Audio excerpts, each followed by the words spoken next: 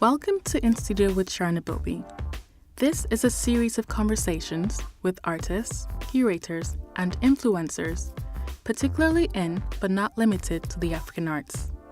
I named it In Studio, with the studio as a broad term, referring to the artist's working space and the mental space for making and creating. I'm very passionate about how art can stimulate open-minded conversation, and I hope these episodes challenge you to see the world in new ways.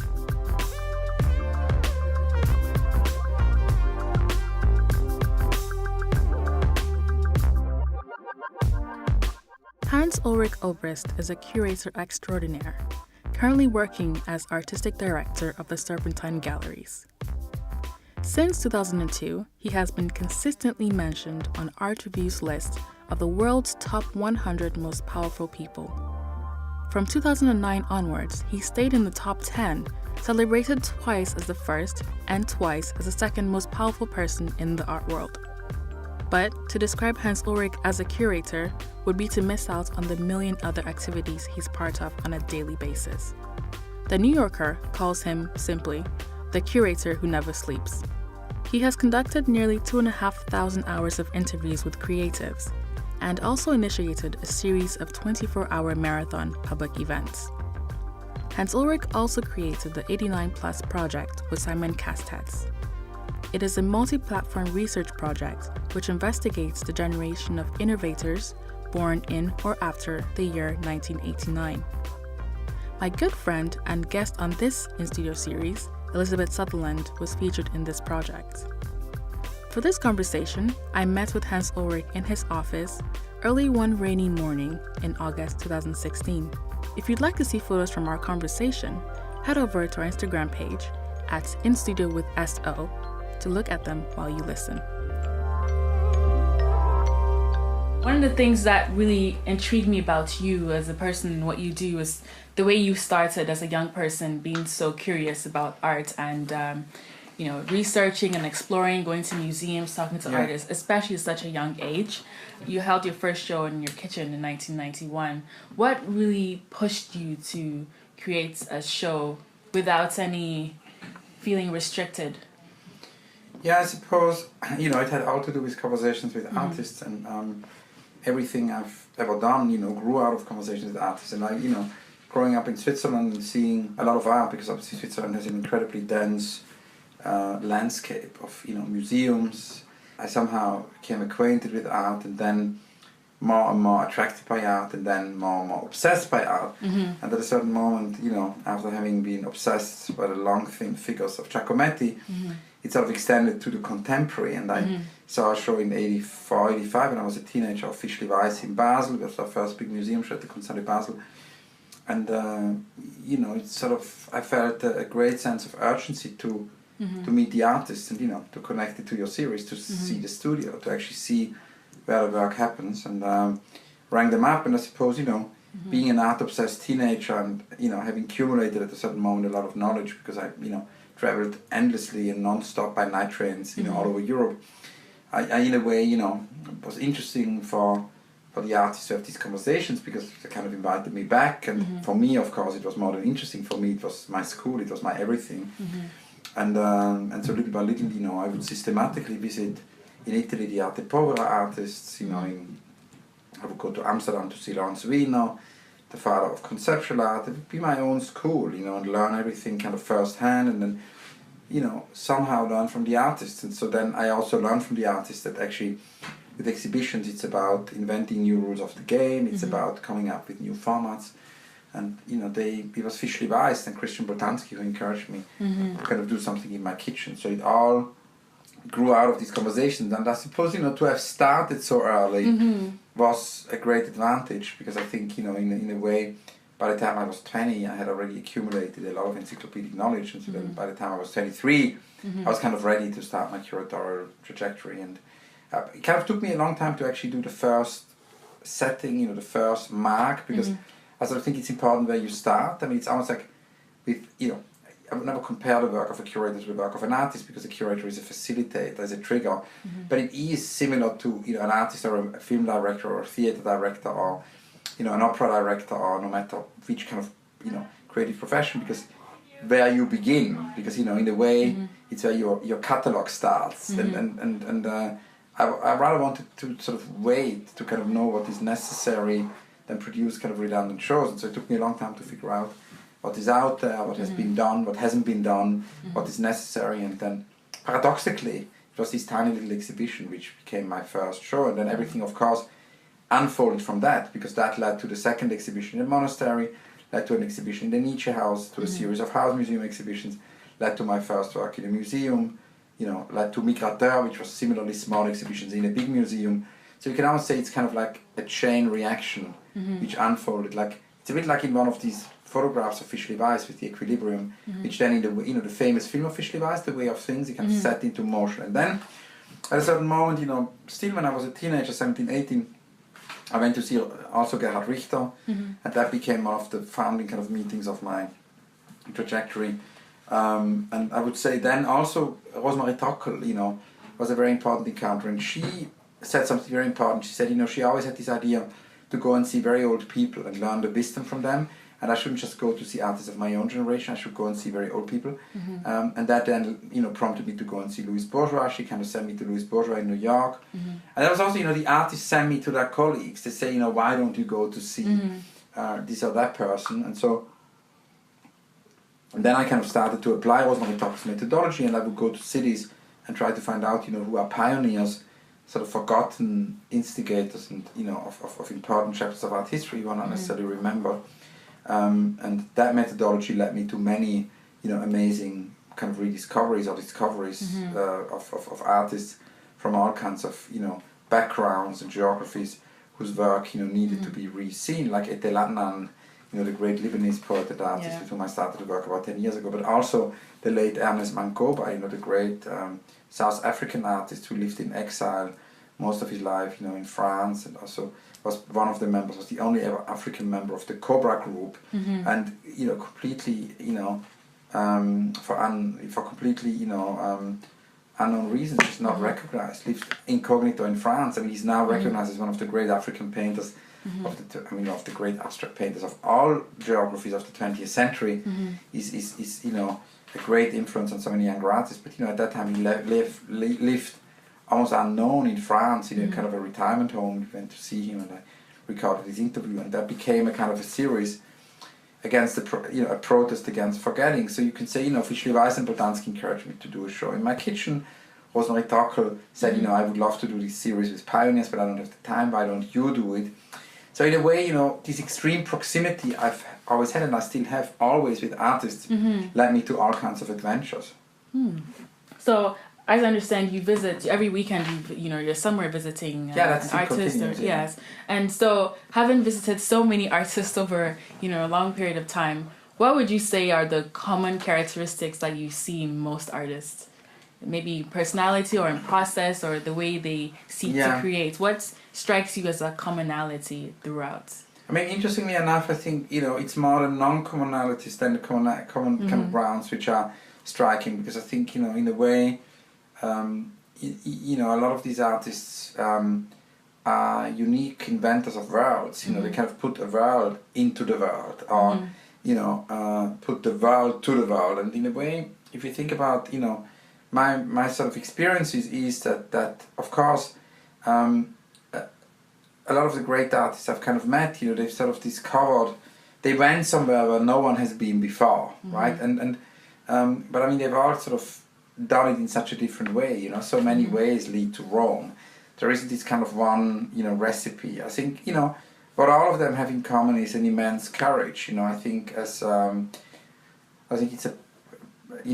I wouldn't even call it a profession. That's somehow wrong. It's more a vocation. It's an activity which needs, immense courage again and again. And I think also this admiration I've had for artists, because I really think they're the most, among the most important people who work on the planet. And I think they're what we're going to remember from our time. If you think about previous centuries, what do we remember from the 16th, 17th, 18th, 19th, 20th century? It's mostly the great artists, the great novelists, the great poets, And I think I kind of also realized at a certain moment that there might be some historic figures among our contemporaries. So I kind of became interested in, not more than interested, I became passionate about working with these historic figures and have a utility. That's like, how could I be useful? It's all of that. Wow. And so you're really well known for your one of your first exhibitions, which was called Duets. Yeah. And in this exhibition, visitors were given instructions to use for participation. What was your initial reason for creating this format? What was your objective, and how do you feel about it, at this point, looking back at it? Yeah, it's obviously one of the most traveled exhibition of art history. I mean, I suppose it's traveled kind of, in a similar way like Family of Man, it's kind of been everywhere on our continents. And I mean, the astonishing thing is that because it is a show, as you said, constituted or made by instructions, and people can just do it. It's not stopped ever since we initiated it in 1993. So it's been on the road now for 23 years. Wow. Non-stop, right? Therefore, obviously, at the moment as we speak here in London, in January 17, there are about 4 or 5 incarnations present. So there's always at least one, but very often 2 or 3 or 4 versions. And it's produced, of course, also a very big archive. I mean, the beginning, the departure point is again a dialogue with artists, because again, I would never do an exhibition which is not deeply rooted in this dialogue. Because otherwise it's like, me instrumentalizing art, and that would not be legit. So I think, it needs to be art, defining it. And so Christian Boltanski, who already played a big role in the kitchen show, and Bertrand Lavier, initiated me to the idea, why don't we do an exhibition of instructions? Then I researched. I find out that Lucy Lippard had done it in the 70s, 60s, 70s, and that, of course, says Siegelab at the moment of conceptual art, of dematerialization of art, because, art history from the 19th century to the 1960s of the 20th century is very much, a history of objects. And then in the 60s, it changes. And so, obviously, in a way, in sync with this change, there started to be exhibitions of instructions. But the 90s were a very different moment, much more global. And, I also realized that actually these instruction exhibitions were mostly North American and European artists, and I felt by the time, I was in the art world in the early 90s, I felt, we needed to look at Africa, Asia, Latin America, the Middle East. I felt that there was a true polyphony of centers, It was 2 or 3 years after Magicien de la Terre had taken place in Paris. I was at the Gatti Foundation as a kid, having this residency. Huang Yongping was my neighbor. And, being from Zurich, I suddenly realized here was this amazing Chinese artist, who talked about the Chinese Dada. And I realized how incredibly limited my horizon was. I thought I knew everything, I knew nothing. And so I felt, it would be interesting to do an instruction exhibition and sort of use this globalization in a positive way, because obviously there are positive and negative sides to the globalization. And at the moment we emphasize above all the negative sides, and there is a big backlash, but I think we should never forget that this sort of global dialogue brought forward a lot of positive sides. So to say, more as behind you is the quote by Etelatnan, the world needs togetherness, not separation, love, not suspicion, a common future, not isolation. So this idea against isolation, togetherness, a common future, were all things I was interested in. So I felt, we could do an instruction show which is not just North America, Europe, but which could, go to Asia, Africa, Latin America, and each time it goes to a place, also learn from the local context. So it's a different type of traveling show. So, and it was very inspired, I must say, artistically by, of course, Boltanski and Lavier, who are the triggers, by the sort of predecessors. Lucy Lippard, very important, she's an amazing American curator, but then also by artists like Alison Knowles or Yoko Ono, who are Fluxus artists and who in the 60s, already later in the 50s and then throughout the 60s, had worked with instruction art. Yoko Ono made even a very big exhibition called the Grapefruit Book, where the exhibition, is the book, and then people can just, do it. So these were the inspirations. And then I would say the theoretical background, sort of, inspiration was Edouard Glissant and his idea of mondialité. And we wanted this to be the first kind of mondialité exhibition, where basically wherever the show goes, it premises questions, it learns from the local context. The show would early on go to Bangkok, and we would use it as a vehicle or as a toolbox to discover the great art scene of Bangkok, and then bring out some artists from Thailand on board. So it will not only be locally interpreted, but each time it went somewhere, some more artists came on board. So the archive would grow, and now today we've got hundreds and hundreds of instructions, from all continents. That's incredible. On Hans Ulrich's comment about globalization and being engaged in the local context in each region, I wanted to know more about how he felt about the role of artists today in this ongoing dialogue. Recently, in the political climate, we've had the crisis in Syria and, of course, the whole Donald Trump fiasco, as well as climate change and Brexit. I asked Hans Ulrich about his views on this shift which we are experiencing in the balance of political power. Yeah, I think art, as Gerhard Richter often says, is the highest form of hope, but I think also art can lead to that togetherness, common future, love, and I think in a way art can be a toolbox for that, and I think in a way, it's why we need art. I think we need art today more than ever before to give us hope, courage, and I think it's a very, difficult moment in the world because we see a backlash against globalization, and of course, Glissant predicted it all because he says, the downside of globalization are these homogenizing forces, and we all agree they exist and they ought to be resisted because they lead to extinction, they lead to the disappearance of difference, but the counter-reaction against globalization is even worse because it leads to, as Adnan says, to separation, suspicion, isolation, hatred. All of these things we can now observe in these backlashes we see in many parts of the world, of which of course Trump is an important part. And I think in a way, as Glissant said, we need to embrace the global dialogue and do it in a way which avoids the homogenizing forces against globalization, so which creates what he called a mondialité, so a global dialogue which produces togetherness, love, common future. And I think that's what art can help us to do. So, in these difficult times we need art more than ever before. Let's talk about the role of the internet. Yeah. First, we'll talk about your Instagram account, where you have a collection of pictures of post-it notes written by artists. Am I correct? Yeah. Tell me more about how you came about this idea and what you're finding from this process of curating this internet exhibition. Yeah, so again, it's a kind of almost a cybernetic feedback loop, because it would start with the conversation I have with Umberto Eco, and Umberto Eco, the late Umberto Eco, the great Italian writer, he lamented, the disappearance of calligraphy and handwriting, and he said we should reinstall handwriting courses, basically calligraphy courses in schools. So this sank into me, and I observed that in fact teenagers, no longer develop often a handwriting, and kids who are 17, 18, 19, 20 years old have the handwriting of a 5-year-old, so it's kind of like shattering. Yeah. But then I thought, calligraphy courses are maybe not the answer, but maybe we should start to celebrate handwriting on the internet. And then that sort of was on the back of my mind, and then Ryan Trekatin, the artist, and Kevin McGarry downloaded the app for Instagram on my phone and said you should finally start doing social media. And I never felt comfortable with Facebook and Twitter in a way, and I think particularly now, we can see that actually both Facebook and Twitter really kind of contributes in an important way to the filter bubble, and we kind of locked in more and more. It's a kind of a lock-in syndrome through that. But I suddenly thought, in terms of Instagram, even if there is also there the problem of the filter bubble, because you now more and more only get the images of people you like, and I liked it much better before when it was, in chronology, when things from your follower arrived in the order of time. Now it arrives in the order of your own predilection. So there's also a danger of the filter bubble.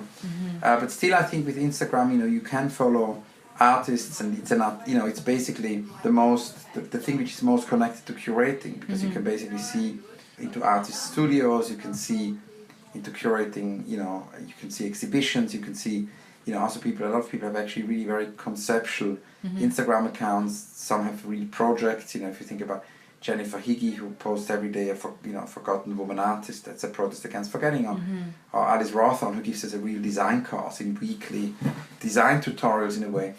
So it's interesting for me. It's the most interesting social media platform there is, but I didn't know what to do with it. So these guys downloaded the app and then posted that I had joined, and all of a sudden I had followers. I needed to do something, and then I had on the back of my mind this idea of Umberto Eco and the handwriting thing.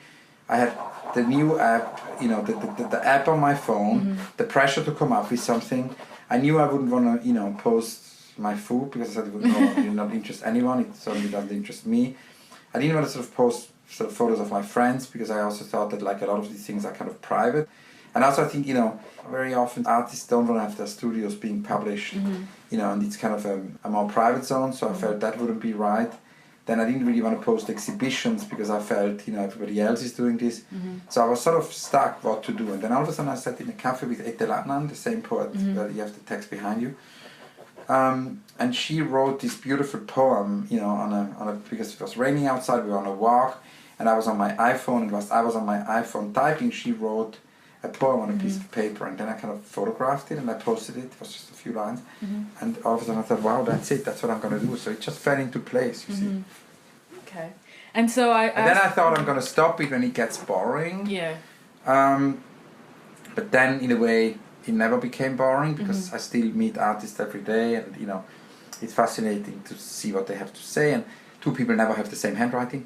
And then I also think, very often artists use text as their works, so they're actually, in a way, artworks, or ideas, and you can sort of see people's mind. And then at a certain moment, when it became a little bit too limited, we came up with this exquisite corpse idea that, if I'm with 2 or 3 artists at the same time, we kind of fold a piece of paper in 2 or 3 parts, and then there is basically 2 or 3 people doing it together. Oh. That's a new series, which you can see on my Instagram. There have been about 30 so far.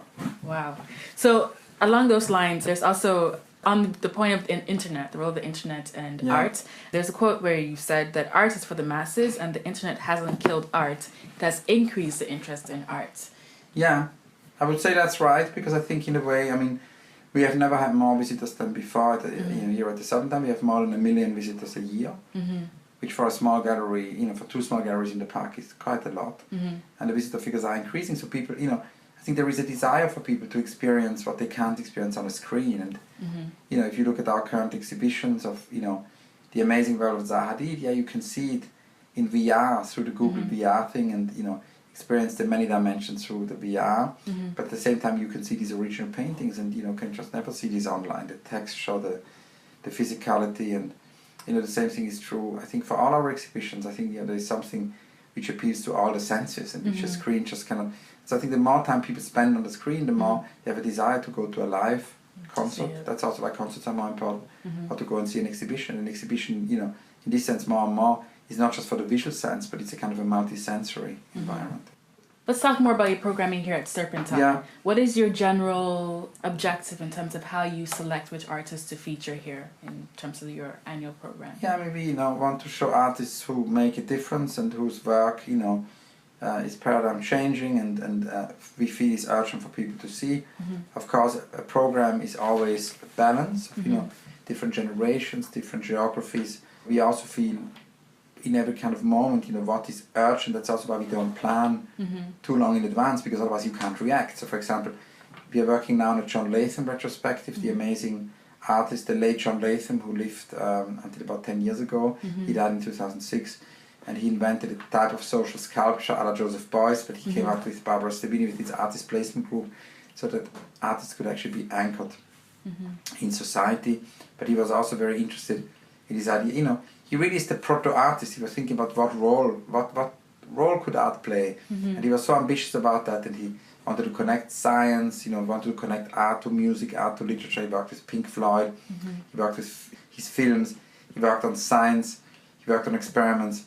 And this work seems to be very urgent right now in terms of where art stands. I've just been looking today at all his films, and if one looks at all these films, he keeps asking what it means to be an artist, in relation to any discipline. So he really is the proto-artist, and I think that's what the world needs right now, in terms of this very, very dangerous, difficult spot the world is in right now.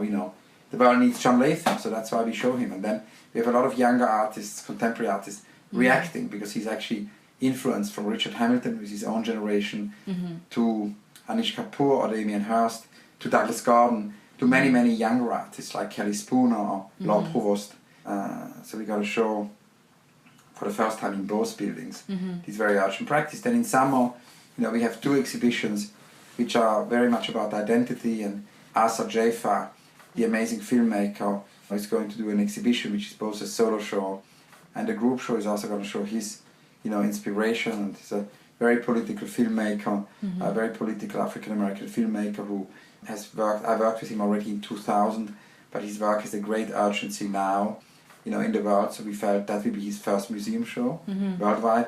And then we have that in combination with Grayson Perry, who is obviously yeah. a very, very well-known artist in England, and addresses question of identity in a very different way.